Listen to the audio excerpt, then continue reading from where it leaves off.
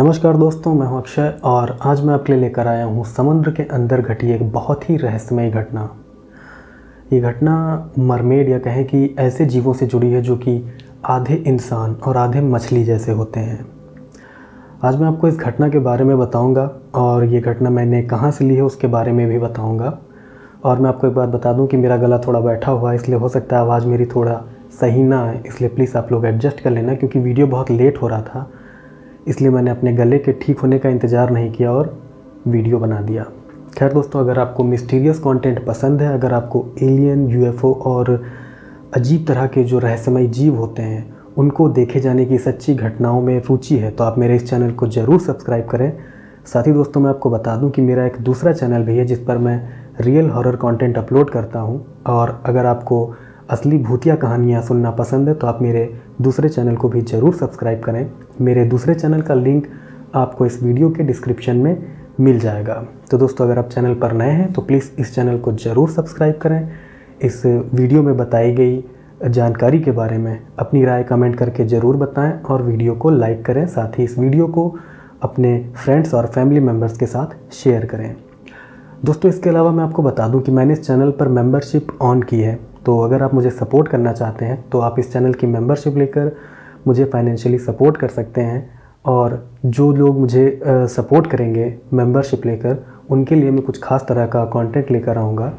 तो अगर आपको मेरा कंटेंट ज़्यादा ही पसंद है तो आप मुझे चैनल की मेंबरशिप लेकर सपोर्ट कर सकते हैं। खैर दोस्तों, ये था आज का इंट्रो और अब आते हैं अपनी आज की घटना पर।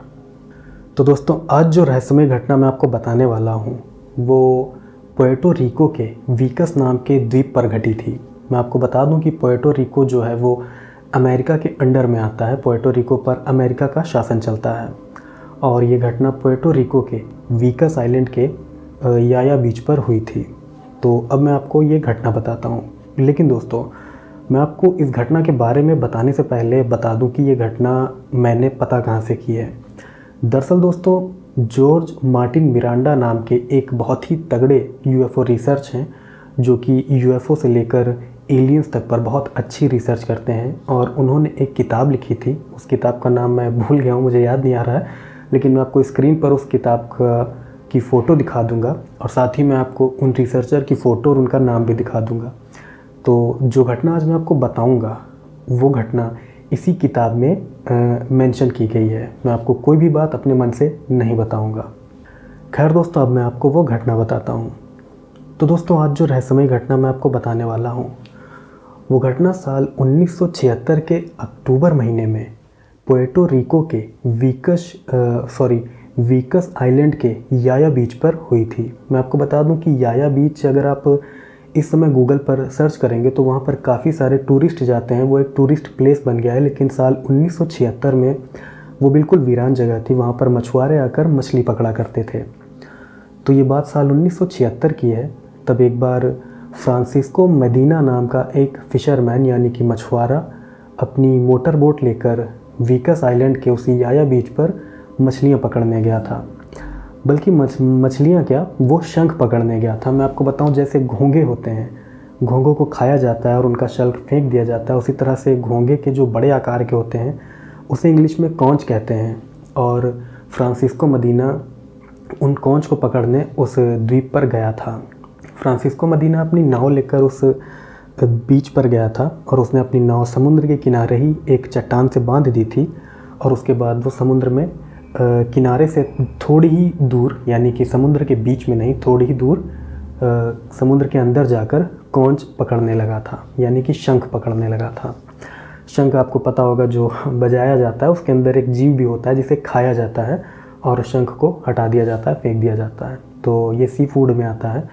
तो फ्रांसिस्को मदीना साल 1976 में वीकस आइलैंड के किनारे कॉन्च पकड़ रहे थे। मैं आपको बता दूं कि फ्रांसिस्को मदीना ने किसी भी तरह का कोई इक्विपमेंट नहीं लगाया था, ना ही उन्होंने ऑक्सीजन सिलेंडर लिए थे, ना ऑक्सीजन मास्क, कुछ भी नहीं। वो बस सीधे ऐसे ही समुद्र में कूदते थे, गोता लगाते थे और 25-30 फुट की गहराई तक जाकर जितने भी शंख उठा सकते थे उठाकर वो वापस अपनी नाव में आ जाते थे और शंखों को जमा कर लेते थे। तो साल 1976 में फ्रांसिस्को मदीना वीकस आइलैंड के किनारे यानी कि समुद्र के बीच पर 25-30 फुट की गहराई से शंख जमा कर रहे थे बेचने के लिए। ये उनका काम था। तो जब उन्होंने समुद्र में 2-3 बार गोते लगाकर शंख जमा किए और उसके बाद फिर जब चौथी या पांचवी बार जब उन्होंने समुद्र में अंदर गोता लगाया और जब वो शंख जमा कर रहे थे, तभी उनको ऐसा लगा कि जैसे कोई उन्हें देख रहा है। उन्हें ये बहुत ज़्यादा फील हो रहा था, बहुत मजबूत फीलिंग हो रही थी कि जैसे कोई उन पर नज़र रखे हुए है। जब फ्रांसिस्को को इस तरह की फीलिंग हुई, तब वो अपने आसपास देखने लगे कि आखिर ऐसा कौन है जो उन्हें समुद्र के अंदर देख रहा है। फिर जब उन्होंने पीछे पलट कर देखा तो पाया कि एक रीफ की चट्टान, रीफ जिन्हें नहीं पता मैं आपको बता दूं, जो कि मूंगा होता है, जो एक तरह का पत्थर होता है जिसे अंगूठी में भी पहना जाता है, उसकी 2 चट्टानें थीं। उन चट्टानों के बीच में 3 बहुत ही रहस्यमयी जीव, जो कि आधे इंसान और आधे मछली जैसे थे, वो 3 जीव फ्रांसिस्को मदीना को शंख उठाते हुए, शंख को पकड़ते हुए देख रहे थे, वो भी बहुत ही ध्यान से। फ्रांसिस्को मदीना ने बताया था कि वो तीनों जीव लंबाई में लगभग 6 फुट के रहे होंगे और उन तीनों जीवों के सर बहुत ही बड़े थे। वो तीनों जीव बिल्कुल किसी इंसान के जैसे थे। मैं आपको उन तीनों जीवों का एक स्केच दिखा देता हूँ जो कि खुद फ्रांसिस्को मदीना ने बनाया था। तो हुआ ये कि फ्रांसिस्को मदीना जब पीछे पलटे तब उन्होंने देखा कि मूंगे की 2 चट्टानों के पास 3 बहुत ही रहस्यमयी जीव खड़े होकर फ्रांसिस्को को देख रहे हैं। और वो जीव, मैं आपको बता दूं, फ्रांसिस्को से ज़्यादा दूर भी नहीं थे। वो सिर्फ 10-12 फुट की दूरी से ही फ्रांसिस्को को देख रहे थे और फ्रांसिस्को भी बहुत ही ध्यान से उन जीवों को देख रहा था, क्योंकि फ्रांसिस्को ने भी उससे पहले कभी भी इस तरह के किसी भी जीव को नहीं देखा था। फ्रांसिस्को ने बताया था कि वो जीव पानी के अंदर सांस ले रहे थे। उन जीवों की नाक नहीं थी, उन जीवों की छोटे छोटे 2 छेद थे नाक की जगह पर, जिससे बबल्स निकल रहे थे। और उन जीवों की आंखें मछली जैसी और बड़ी बड़ी थी, शल्क जैसी, जैसे कि मछली की पपड़ीदार आंखें होती हैं वैसी।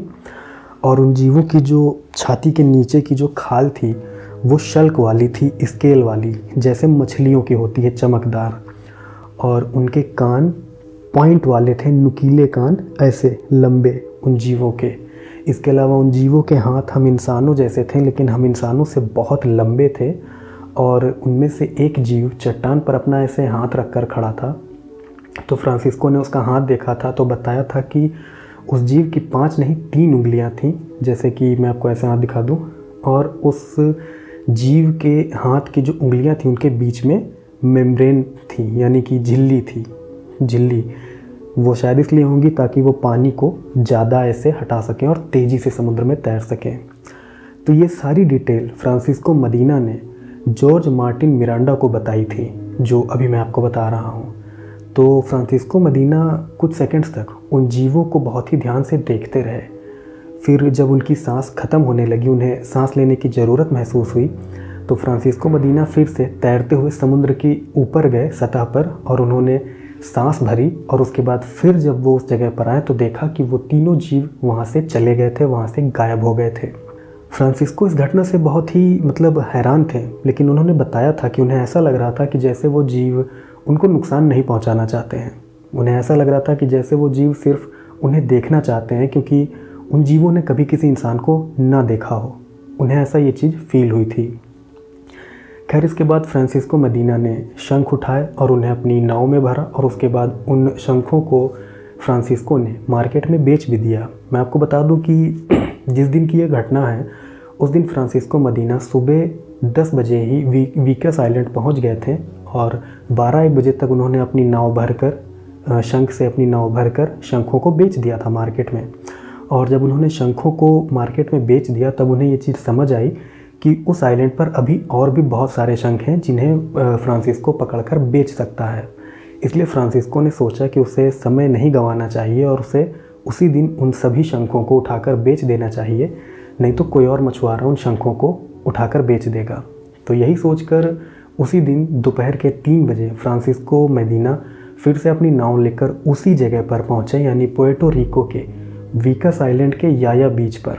और फ्रांसिस्को ने अपनी नाव एक चट्टान से बांधी, समुद्र के किनारे एक चट्टान से बांधी और उसके बाद वो गोता लगाकर नीचे समुद्र में गए 25-30 फुट की गहराई पर। वहाँ पर वो शंख बीनने लगे। फ्रांसिस्को मदीना शंख उठा रहे थे, बीन रहे थे, तभी उन्हें एक आवाज़ सुनाई दी। ये दूसरी बार की मैं आपको घटना बता रहा हूँ। जब दूसरी बार फ्रांसिस्को मदीना उस जगह पर शंख बीनने गए, तब उन्हें अपने कान में एक आवाज़ सुनाई दी कि फ्रांसिस्को, अपनी नाव के पास जाओ जल्दी, वो चट्टान से टकरा रही है। फ्रांसिस्को, अपनी नाव के पास जाओ जल्दी, वो चट्टान से टकरा रही है। फ्रांसिस्को को ये आवाज़ पानी के अंदर सुनाई दे रही थी और ये बहुत ही हैरानी की बात थी, क्योंकि पानी के अंदर किसी भी तरह की आवाज़ सुनना इंसान के लिए बहुत मुश्किल होता है। इसीलिए फ्रांसिस्को ने ये सोचा कि ये आवाज़ आखिर उनके दिमाग में आ कहाँ से रही है। लेकिन फिर फ्रांसिस्को ने सोचा कि उन्हें एक बार अपनी नाव को चेक कर लेना चाहिए। फिर इसके बाद फ्रांसिस्को ने जो शंख पकड़े थे उनको उसी समुद्र की तलहटी में छोड़कर फ्रांसिस्को वापस से समुद्र के ऊपर गए। और जब उन्होंने समुद्र की सतह पर जाकर देखा तो पाया कि सच में उनकी नाव की रस्सी खुल गई थी और वो किनारे पर एक रीफ की चट्टान से टकरा रही थी। सॉरी, शायद वो रीफ की चट्टान नहीं थी, समुद्र के किनारे एक चट्टान से उनकी नाव टकरा रही थी। तो जब उनकी नाव टकरा रही थी, फिर फ्रांसिस्को तैर कर अपनी नाव के पास गए। उन्होंने अपनी नाव को संभाला और अपनी नाव को एक दूसरी चट्टान से बहुत अच्छे से बांध दिया। और बांधने के बाद फ्रांसिस्को फिर से उसी जगह पर गोता लगाते हैं और जाते हैं उसी जगह पर जहाँ पर वो शंख बीन रहे थे। लेकिन अब की बार जब फ्रांसिस्को उस जगह पर जाते हैं जहाँ पर वो शंख उठा रहे थे, बीन रहे थे, तो अब की बार वो देखते हैं कि उस जगह पर अमेरिकन नेवी के कई कमांडो पूरे इक्विपमेंट के साथ तैर रहे हैं और कुछ ढूंढ रहे हैं। ये देखकर फ्रांसिस्को बहुत घबरा जाता है। वो सोचने लगता है कि आखिर इतनी जल्दी ये अमेरिका के सैनिक यहाँ पर कैसे आ गए, क्योंकि अभी कुछ मिनट पहले ही फ्रांसिस्को वहाँ पर शंख बीन रहा था, तब तो वहाँ दूर दूर तक कोई भी नहीं था। फिर कुछ ही मिनटों में अमेरिकी जल सेना के सैनिक, वो भी पूरी स्कूबा डाइविंग की किट के साथ, यानी कि ऑक्सीजन सिलेंडर, ऑक्सीजन मास्क और यहाँ तक कि पानी के अंदर चलने वाले कुछ हथियार भी उन सैनिकों के पास में थे। और वो सैनिक समुद्र की तलहटी में उसी जगह पर छानबीन कर रहे थे, कुछ ढूंढ रहे थे जहाँ पर फ्रांसिस्को ने वो 3 मरमेड्स, या कहें कि आधे मछली और आधे इंसान जैसे जीव देखे थे। उन नेवी के जवानों को देखकर फ्रांसिस्को बहुत घबरा गया था और इसके बाद उसने शंखों को वहीं ज़मीन पर, समुद्र की तलहटी पर छोड़ दिया। और वो जब समुद्र की सतह पर आया तब उसने देखा कि उसके पास, उसके आसपास उस जगह पर अमेरिका की जल सेना की कई सारी नावें चल रही हैं। और उनमें से एक नाव फ्रांसिस्को के पास आई और उनमें से एक सैनिक ने फ्रांसिस्को से कहा कि तुम यहाँ से जा सकते हो, क्योंकि अब ये एरिया रेस्ट्रिक्टेड हो गया है और यहाँ पर हम कुछ छानबीन कर रहे हैं, इसलिए अब तुम यहाँ से निकल जाओ। जब अमेरिका की सेना के सैनिक ने ये बात फ्रांसिस्को से कही तो फ्रांसिस्को ने तुरंत ही अपनी नाव उठाई और वहाँ से चला गया। ये घटना फ्रांसिस्को के साथ साल 1976 में हुई थी और इस घटना के बाद भी उस जगह पर, यानी कि वीकस आइलैंड के बीच पर कई बार मरमेड जैसे जीवों को देखा गया। ये घटनाएं सामने आई, लेकिन ये घटनाएं 1-2 दिन न्यूज़ में आने के बाद गायब हो जाती थी। फिर जब इस तरह की कई घटनाएं हुई तब जॉर्ज मार्टिन मिरांडा ने खुद फ्रांसिस्को मदीना से इस बारे में बातचीत की और तब इस घटना को उन्होंने अपनी किताब में ऐड किया। मैं आपको एक बात बता दूं दोस्तों कि इस तरह की घटनाएं पहले भी बहुत हुई हैं और मेरा मानना है, मुझे जो लगता है कि समुद्र के अंदर भी किसी सिर्फ एक तरह के जीव नहीं रहते हैं जो कि मरमेड या सायरन होती हैं, बल्कि मुझे लगता है समुद्र के अंदर भी कई तरह के जीव रहते हैं जो कि आधे इंसान और आधे मछली जैसे होते हैं। क्योंकि मैं ये जानता हूँ कि समुद्र के अंदर एक सायरन नाम का जीव भी होता है जो कि आधा मछली और आधा इंसान होता है, लेकिन वो जीव बहुत ही खतरनाक होता है और वो इंसानों को मारकर खा जाता है। जबकि ये जो जीव थे, इनको फ्रांसिस्को ने बताया था कि ये हॉस्टाइल नहीं थे, यानी कि ये खतरनाक नहीं थे इंसानों के लिए, बल्कि उस जीव ने, या कहें कि उन जीवों ने टेलीपैथी के ज़रिए मैसेज देकर फ्रांसिस्को की नाव बचाने में उसकी मदद की थी। तो ये घटना थी जो कि जॉर्ज मार्टिन मिरांडा ने अपनी किताब में मेंशन की थी। और मैं आपको बता दूं कि जॉर्ज मार्टिन मिरांडा बहुत ही धाकड़, बहुत ही तगड़े रिसर्चर हैं और सच में मैंने एक इनका पॉडकास्ट देखा था, उसमें इन्होंने एक बात बताई थी जो कि मुझे बहुत अच्छी लगी थी और मैंने वो पॉडकास्ट पूरा नहीं देखा है, मैं उसे देखूंगा और मैं उस पॉडकास्ट का लिंक भी इसी वीडियो के डिस्क्रिप्शन में दे दूंगा ताकि आप भी उसे देख सकें। मैं कोई भी बात आपसे छुपाऊंगा नहीं। हालांकि मैं आपको बता दूं कि जॉर्ज मार्टिन का जो पॉडकास्ट मैं लिंक दूंगा वो स्पेनिश भाषा में है और उसको आप समझ तो नहीं पाएंगे, लेकिन उसमें जो सबटाइटल आता है वो इंग्लिश में होगा, तो आप सबटाइटल को पढ़कर उनकी बताई गई बातों को समझ सकते हैं। खैर, तो मरमेड से जुड़ी ये घटना थी जो कि फ्रांसिस्को मदीना ने जॉर्ज मार्टिन मिरांडा को बताई थी। और जॉर्ज मार्टिन मिरांडा ने एक पॉडकास्ट में जो बात कही थी, मैं आपको वो बात भी बता देता हूँ। दरअसल उस पॉडकास्ट में जॉर्ज मार्टिन ने बताया था कि पृथ्वी पर जैसे हम लोग रहते हैं, एक मान लीजिए गोला है, मैं पृथ्वी बता रहा हूँ, पृथ्वी पर हम लोग रहते हैं, इसके अलावा भी पूरे ब्रह्मांड में, पहले जी ब्रह्मांड बहुत बड़ा है, हमारी सोच से भी बड़ा, हम सोच भी नहीं सकते। तो अगर हम लोग ये सोचते हैं कि इतने अनंत ब्रह्मांड में सिर्फ पृथ्वी पर ही जीवन है और बाकी सब जगह निर्जन है, वहाँ पर कोई भी नहीं रहता, तो हम लोग मूर्ख हैं। जो इस थ्योरी को माने वो मूर्ख है, पहली चीज़। दूसरी चीज़ ये है कि जॉर्ज मार्टिन ने बताया था कि कई ऐसे एलियन हैं जो कि पृथ्वी पर आते हैं और वो ऑब्जर्वेशन करते हैं, मतलब आकर देखते हैं कि यहाँ का जीवन कैसा है। उन्हें ये भी पता है कि इस पृथ्वी पर जिन जीवों का मतलब स्वामित्व है या अधिकार है, जैसे कि डोमिनेंस है, यानी कि हम इंसानों का, वो ख़तरनाक है। अगर वो जान जाएंगे उनके बारे में, यानी कि एलियंस के बारे में, तो वो हमला कर देंगे। इसलिए वो जीव यानी कि एलियंस इंसानों के सामने नहीं आते हैं, बल्कि वो इंसानों को अगवा करते हैं। जी हाँ, अबडक्ट करते हैं, उनकी बॉडी के सैंपल लेते हैं। सैंपल यानी कि उन्हें जान से नहीं मारते हैं। मैं आपको बताऊं, जैसे लार का लेते हैं सैंपल, और नाक का सैंपल लेते हैं, मलमूत्र का सैंपल लेते हैं, जैसे टॉयलेट का सैंपल लेते हैं, पॉटी का सैंपल लेते हैं, हमारी टिश्यू का सैंपल लेते हैं, ब्लड का सैंपल लेते हैं। तो वो हमारी एनाटॉमी के बारे में उत्सुक हैं, जानना चाहते हैं।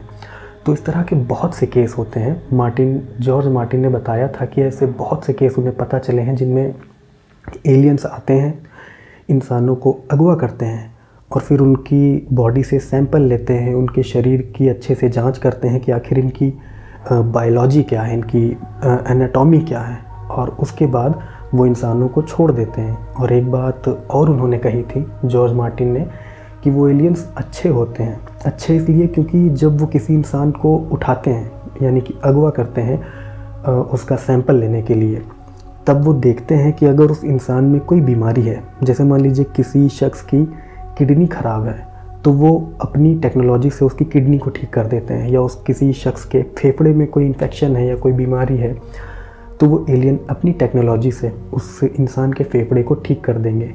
किसके लिए? क्योंकि उन्होंने उस इंसान की बॉडी से सैंपल लिए हैं, इसलिए बदले में वो एलियन उस इंसान को बीमारी से मुक्त कर देते हैं, उसकी बीमारी ठीक कर देते हैं।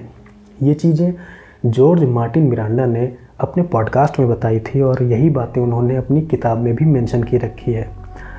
अगर मुझे इनकी किताब मिलेगी PDF फाइल में तो मैं इसको डाउनलोड करूँगा और आप लोगों को भी दूंगा। वैसे मैं आपको बता दूं कि अगर आपको सच्ची रहस्यमय घटनाओं के ऊपर बेस्ड बुक्स चाहिए फ्री में, कोई चार्जेस नहीं लगेंगे, मेरे पास PDF फाइल बहुत पड़ी है, बहुत सारी, तो आप मुझे मैसेज कर सकते हैं इंस्टाग्राम पर। और मैं आपको बता दूं, मेरा इंस्टाग्राम भी फॉलो कर लीजिएगा, मुझे मैसेज कीजिएगा। मैं अपने इंस्टाग्राम पर अपने व्हाट्सएप का नंबर दूंगा, फिर व्हाट्सएप पर मैं आपको सारी किताबें भेज दूंगा। ये सब फ्री हैं, इनमें किसी भी तरह का कोई चार्जेस नहीं लगेगा। आप बस मेरे इंस्टाग्राम को फॉलो कर लीजिएगा, चैनल को सब्सक्राइब कर लीजिएगा।